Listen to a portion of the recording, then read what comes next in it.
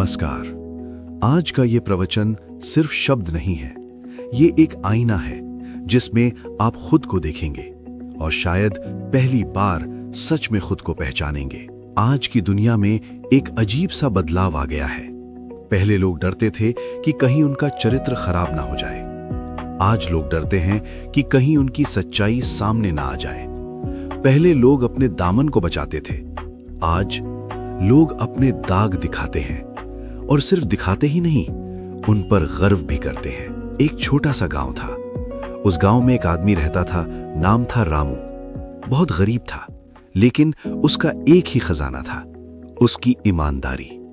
गांव के लोग कहते थे, रामू गरीब है लेकिन दिल से अमीर है। एक दिन उसे रास्ते में एक थैला मिला जिसमें बहुत सारे पैसे थे। अब सोचिए, एक गरीब इंसान जिसके घर में खाने के लिए भी मुश्किल हो, उसे अचानक इतना पैसा मिल जाए तो क्या करेगा? रामू ने क्या किया? उसने वो पैसा उठाया और पूरे गांव में पूछना शुरू किया, ये किसका है? लोग हंसे, कहा, अरे रामू, भगवान ने दिया है, रख ले। लेकिन रामू ने कहा, मेरे नसीब में जो होगा वो मुझे मेहनत से मिलेगा, किसी और का हक लेकर नहीं। आखिरकार वो थैला उसके असली मालिक तक पहुंचा दिया।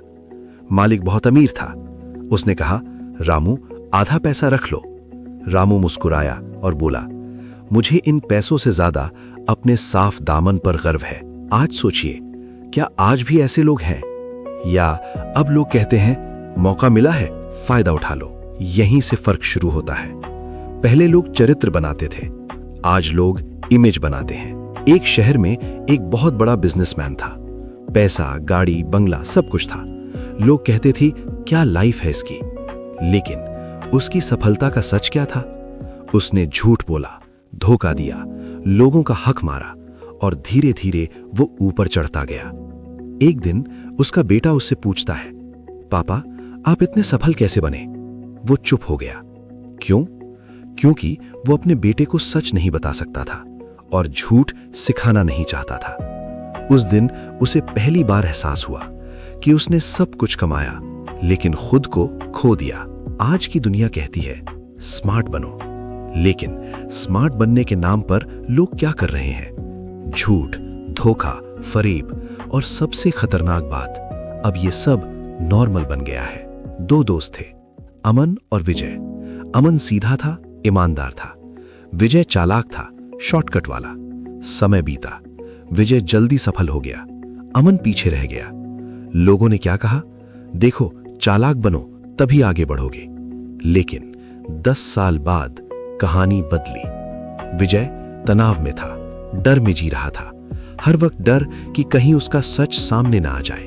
और अमन शायद अमीर नहीं था, लेकिन सुकून में था। सच्चाई देर से जीतती है, लेकिन जब जीतती है तो सुकून भी देती है।